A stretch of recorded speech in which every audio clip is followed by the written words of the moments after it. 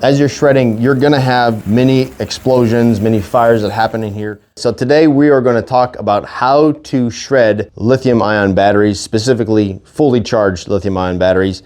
The first thing is fully charged batteries. You really don't wanna shred that if you can. It does happen where you do have a fully charged battery or fully charged cell or a couple cells that come through this. And this is why we have the safety things that we put in place. So we're gonna start with dry.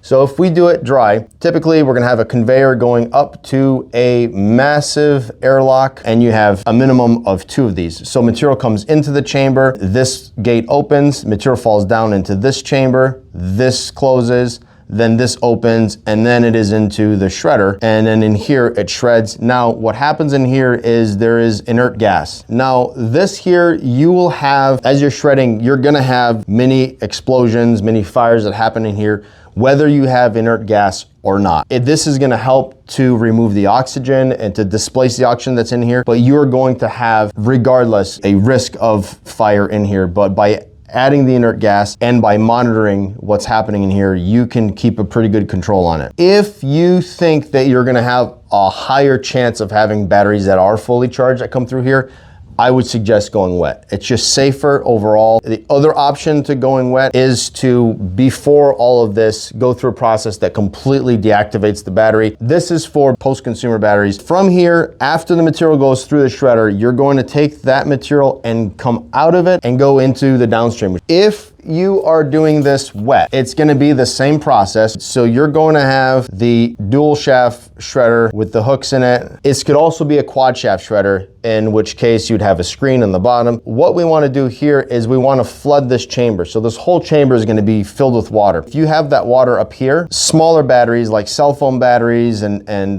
plastic batteries, they can't get in here and the hooks can't grab those batteries because they're floating. So what you do is you keep your water level right at this. So you're gonna have some sparks and some right up here, but almost right away they're gonna be pulled and brought right below the water level. And then from there, it's gonna go into screw augers downstream that are gonna further squeeze the water out and get it as dry as possible before it goes to the next step. Again, you wanna limit how much charged batteries go in this as much as possible. There's other techniques, like I mentioned, that you can put before this to completely discharge them so that when they get here, there's actually no concern of that whatsoever. In that case, we are still going to go through the airlocks, and in that case, it's more for dust than anything else, but we're still gonna monitor heat, we're still gonna monitor oxygen levels and thermal events in that shred stack as we go further downstream. Hope you like this video. If you do, stay tuned for the next video. We're gonna discuss what happens after this.